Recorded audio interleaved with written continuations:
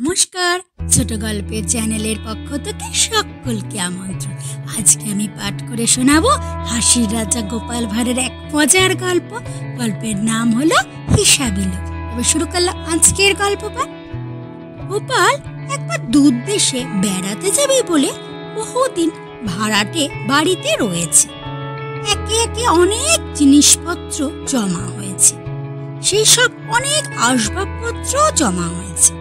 সেসব আসবাব সঙ্গে করে নিয়ে যাওয়া তো অসম্ভব, অথচ বেঁচে যেতেও ইচ্ছা নেই। থেকে পয়সা পাবে? বেঁচে গেলে টাকা পয়সা পাওয়া যাবে এখন, তাতে ফিরে এলে সে টাকায় তো আর খরিদ করা যাবে না আসবাবপত্র। ভালো ভালো আসবাবপত্র প্রায় সবই গোপাল সকলের কাছ থেকে দান হিসাবে পেয়েছে। তা তো বেচা উচিত নয়, তাহলে লোকে কি বলবে? তাই কি করা যায় এ কথা বারবার ভাবছে। আবার আসবাবপত্র রেখে যাওয়ার জন্য ওই ভাড়া বাড়িটা বজায় রাখার কোনো মানেই হয় না, কারণ অনেক টাকা ভাড়া গুনতে হবে। ভেবে ভেবে অবশেষে গোপাল একটা ফোন দিবার করল।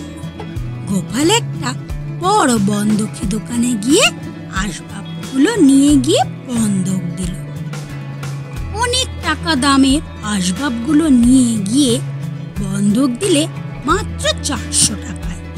দোকানদার ওই সব আসবাব রেখে 5000 টাকাও দিতে রাজি ছিল। কিন্তু গোপাল ভাবল, টাকার চেয়ে জিনিস রাখাই গরজ তার। যত টাকা কম নেওয়া যায় সুদ টানতে হবে তত কম।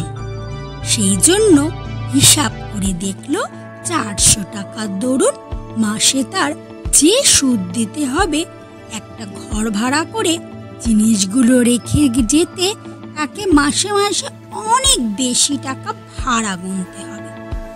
গোপাল বেশ কিছুদিন পর ফিরে এসে টাকা দিয়ে আবার আসবাবগুলো ছাড়িয়ে নতুন ঘরে উঠল।